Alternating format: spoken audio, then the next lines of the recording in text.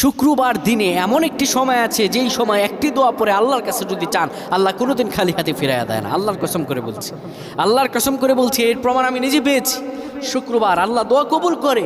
এমন একটি সময় আছে যেই সময় এই ইসমে আজমটি পরে আল্লাহর কাছে যদি আপনি চাইতে পারেন, আল্লাহ কখনো আপনাকে খালি হাতে ফিরাবে না। অবশ্যই আপনার দোয়া কবুল হবে, অবশ্যই 100% গ্যারান্টি দিয়ে পক্ষে হাত রেখে বলতে পারে আল্লাহ দোয়া কবুল করবেন।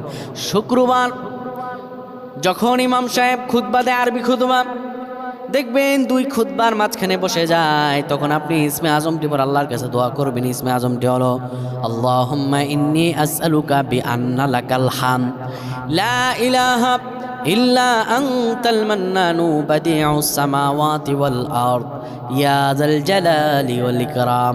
এই ইসমে আজমটি পরে আল্লাহর কাছে দোয়া করবেন, যা মনের আশা আছে, যা চাওয়া আছে সব চাইবেন। ওই সময়টারে বাবা, দোয়া চাইলে আল্লাহ কোনোদিন খালি হাতে ফিরায়া দেয় না। যত মানুষ দোয়া